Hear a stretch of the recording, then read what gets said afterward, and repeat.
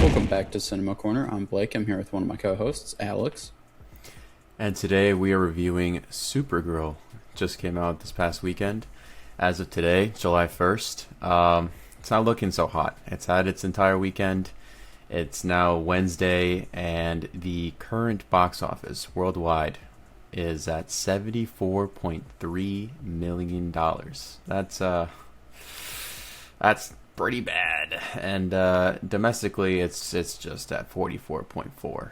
So tough for the second film in the DCU. Maybe the Rotten Tomatoes is better. Oof. So, critically, it's at 54% Rotten Tomatoes with a 76 audience score, which I feel is a little more accurate to the movie.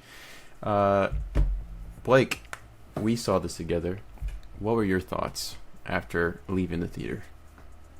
Yeah, I mean, like you said, I kind of saw some things going into it that we were all a little nervous because we saw a lot of people not loving the movie. Mm-hmm. So there's definitely a little bit of nerves going into it. Overall, I think my thoughts after the movie when we walked away, I was like, I don't know why everyone was hating so much. I didn't mind this movie. Was it the greatest movie in the world? No. Was I expecting that? No. But all in all, was it a fun movie for the most part? Yeah. And then a couple days have gone by, and I've thought about it more. And people might have been right going into it. They might have been right. The more I think about this movie, the worse it gets. The more I think about how bad so many different aspects of it was. So time has not done this one a lot of goodwill in my eyes. But yeah, I mean, overall, I think, there were some things in it that were good. I thought Millie Alcock was really good. I like her as Supergirl. I liked everything when they went back to Krypton and Argo City. That stuff was pretty interesting. The action for the most part was pretty good and shot pretty well.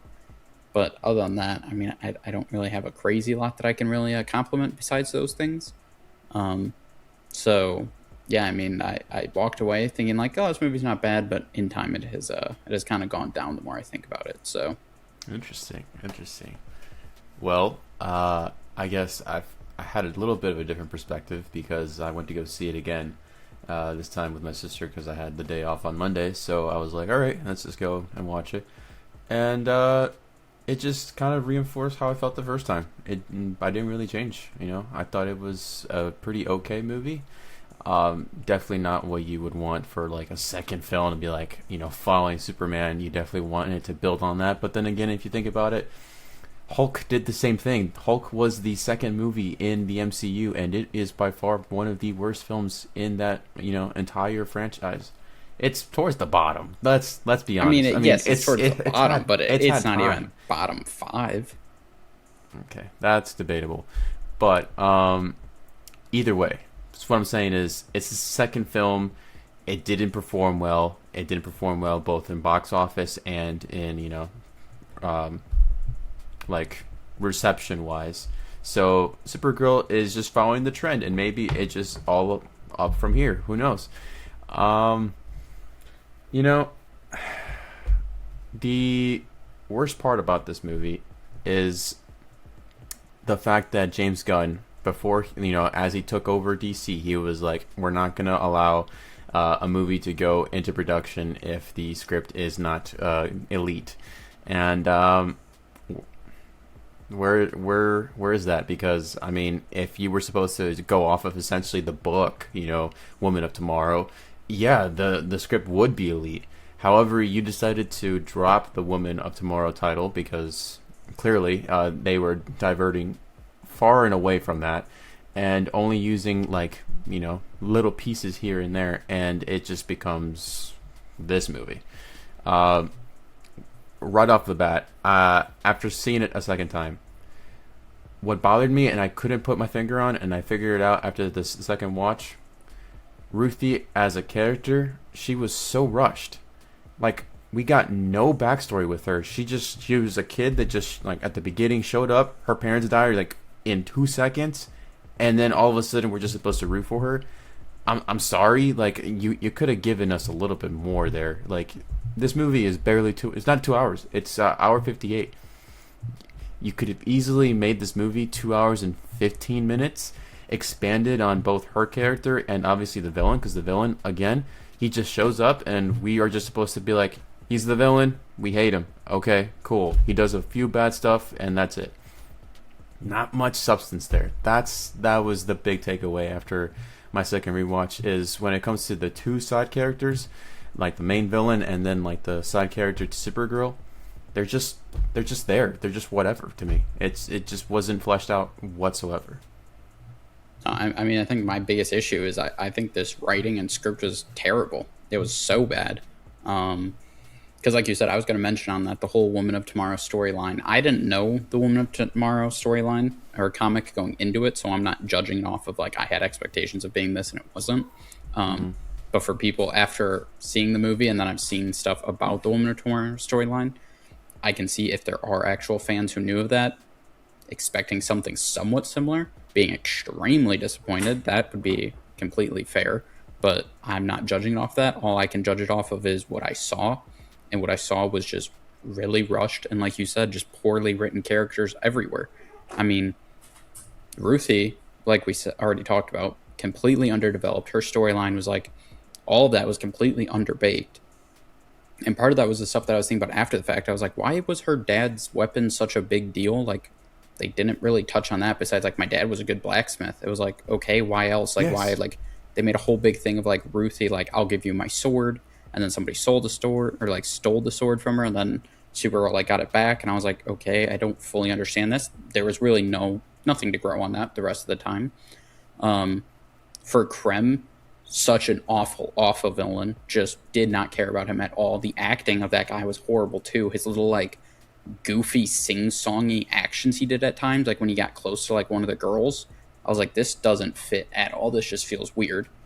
And then, like I said, I'm not really getting too much into the Woman of Tomorrow storyline, but like I saw the comics what he looked like and when he did, and then I saw this one, and I was like, why did you feel to change him so much in terms of just looks alone, not on top of his actions, but looks alone? I was like, yeah, they just made him into this generic looking... You completely turned him into just a generic, like, Mad Max, typical James Gunn, Guardians of the Galaxy character. And I'm like, if anything, you guys should try to distance yourself a little bit from James Gunn. Like, obviously, he's the studio head, but it's like, he obviously didn't write this one or have any directing, like, that kind of stuff. But, like, so many people who don't know that, like, were talking about, like, oh, it's another James Gunn movie, just the look of it.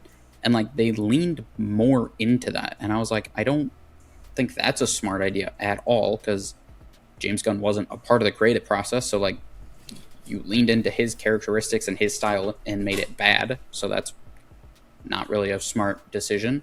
But then there's just so many things with like the kryptonite and the poison stuff that just got really old. Like the entire script. I mean, there's at least 4 to 5 times where a character got poisoned and then got saved throughout this movie. I mean, Crypto won, but then Supergirl like at least 3 times. And I was like, okay, how many times am I supposed to care? Because she got poisoned on the first planet, and then she just somehow got over that poison. And then she got poisoned when they go to the Red Sun, and then she ends up getting over that one. And then he shoots her with those arrows, which is a kryptonite whatever, and then she gets over that poison. And then you have Crypto on top of that being poisoned as, like, the background of this movie. And I was like, okay, that's way too much of, I'm going to die because of this poison or whatever. No, I'm not. In one movie. Crypto didn't make sense when I started thinking about that. I was like, isn't he also a Kryptonian? So, like, couldn't you just bring him to a yellow sun and he would either out-heal it or he would at least not have a 3-day window? I thought that too, and then upon second rewatch, one of the translations that the mage was, like, saying is that it's too risky to take him off planet. So right, but like she was able to, they try, yeah, but that was, again, that's a super lazy sloppy to have like a side comment of like, oh, you can't move him and be dangerous. It's like, Supergirl moved a whole lot throughout of her poison. And like, yes, a human and dog is different, but I'm like, she was just healed by the sun 3 different poisons. So like, you're telling me you couldn't at least get Crypto onto a ship and quickly speed near a yellow sun to at least maybe not heal him all the way, but not have a 3-day window? I was like, it was just extremely poorly written. That's the main thing I've been going back on, is like, there's just so many things with it. It was not good. And then I think the big thing that we need to talk about is the needle drop. At the end, that's I mean, again, we want to talk about the whole not doing too much James Gunn things. I think we all can admit, especially after the Peacemaker finale, one of James Gunn's biggest flaws as a director is we get it, you love music, you have such great music choice. We don't need everything to be a needle drop. We don't need your music in everything. And so then for a movie, again, not he wasn't creatively writing or directing, to have the big, powerful scene be a cover of a song that just didn't fit the vibe at all was just, again, another thing that the more I think about it, the more I'm like, I really should have been more harsh on this after I walked away from this movie, because I can't really think of a whole lot of things that I can positively say I was happy with.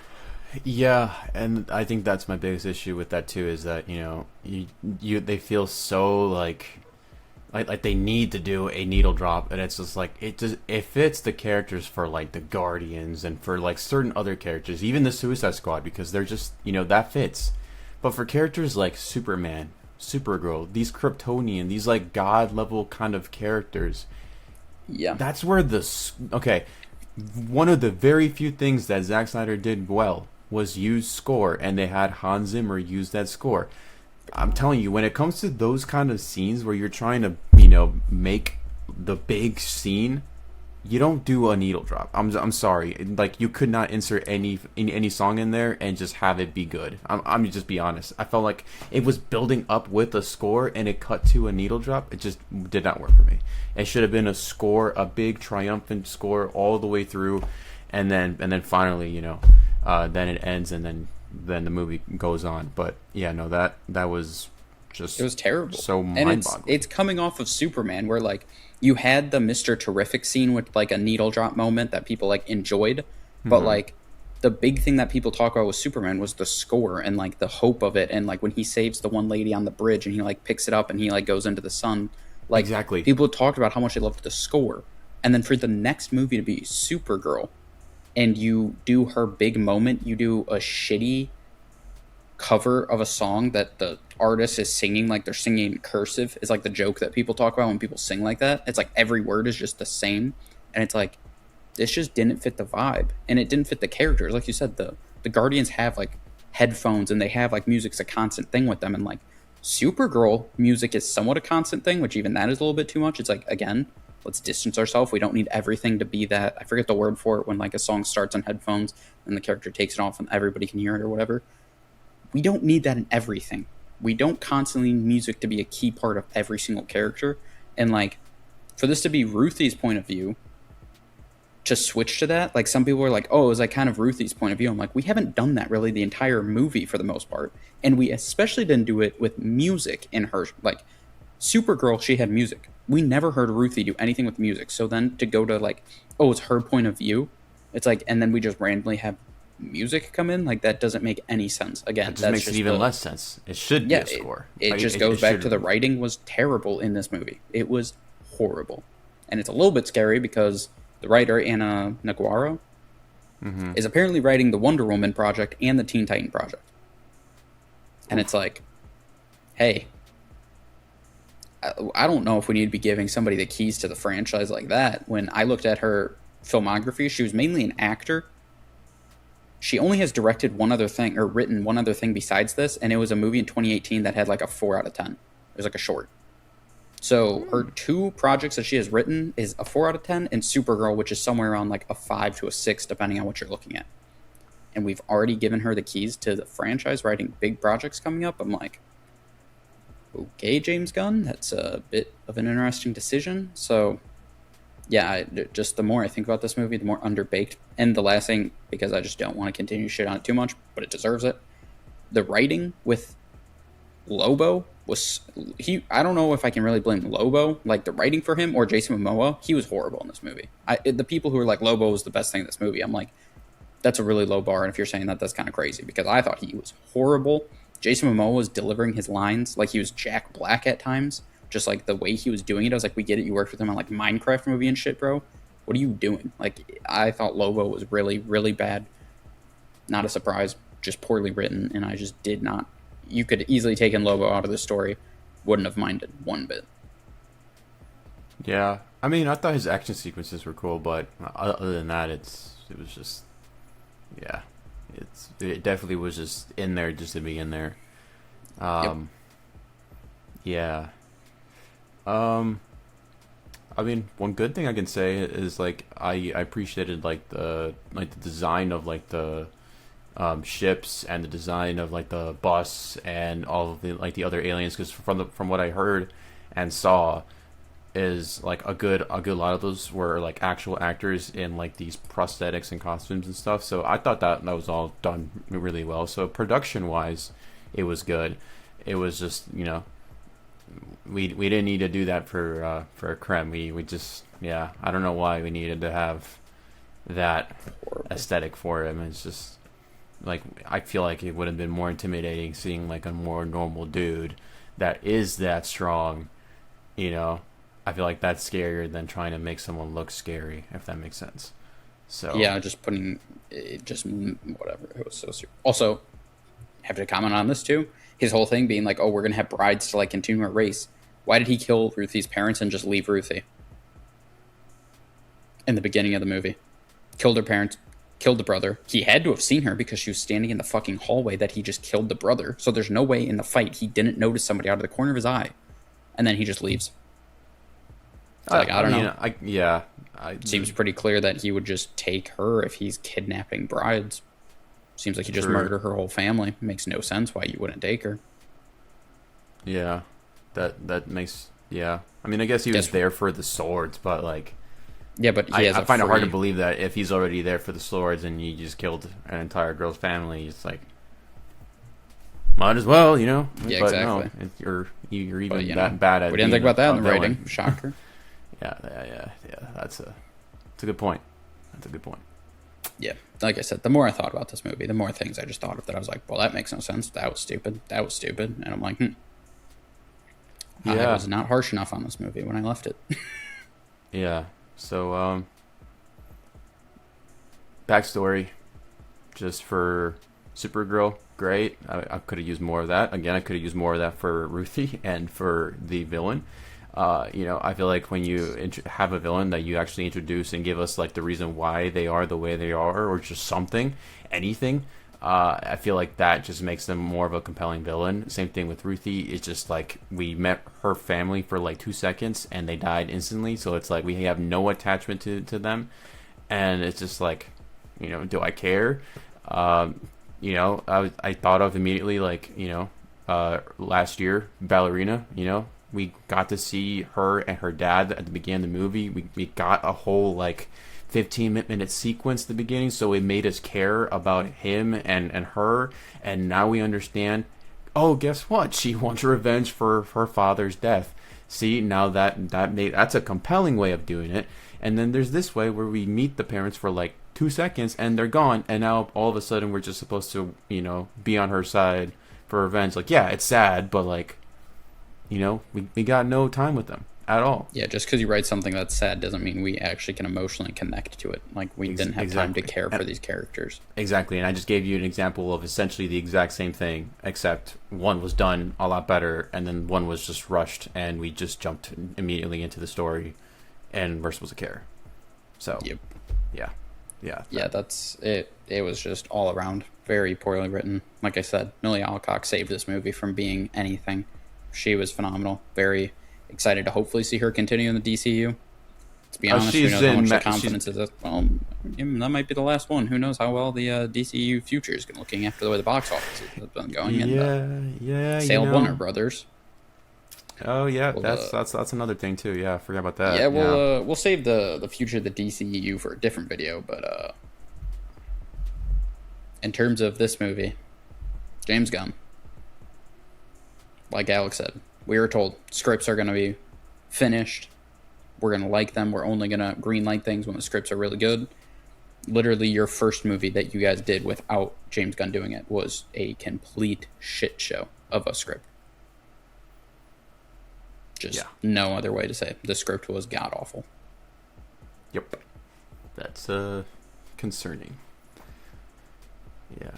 And so, moral of the story: hire a different writer, and then maybe like the creatives that you're having on these shows, like Lanterns, who are known to be like good showrunners. Hey, maybe use that talent for the movies, because I feel like that's where you're going to get a lot of the revenue to keep this universe alive.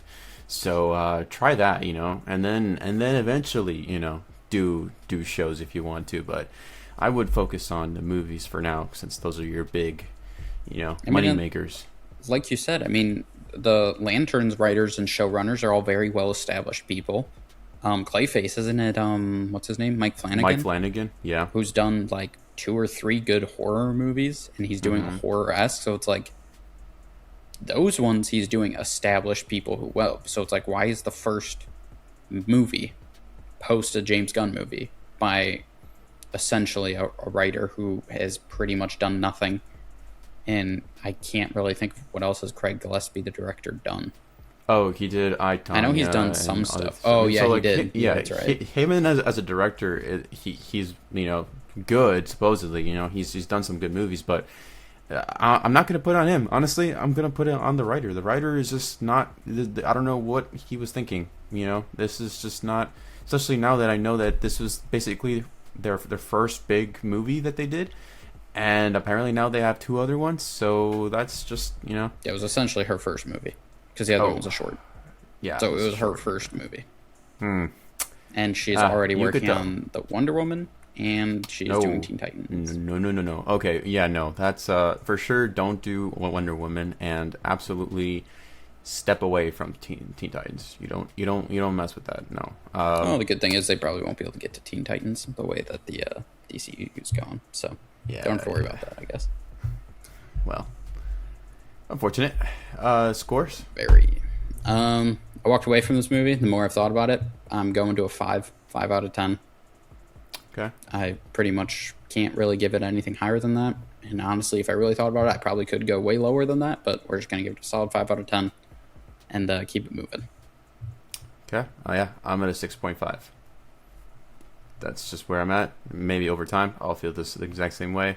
But yeah, as during this conversation, it's definitely been like, oh man, that's rough. Just overall rough. But Millie, you are not the problem. That's You did true. your part. She is the one shining star of this movie for sure. But Yeah. like I said, without her, Oh, rough. and Superman. Rough. His little interests, there. I like their dynamic. I like him as Superman. So he was good in there too. Could have used more of that. I felt like that's like the highlights of the movie. So, but oh well. I guess maybe in Man of Tomorrow, whenever that happens, if that happens. Yeah, we'll see. We'll see how that goes next summer. But as always, let us know in the comments down below if you saw Supergirl, what your thoughts were. Like the video, subscribe channel, and we'll see you guys in the next one.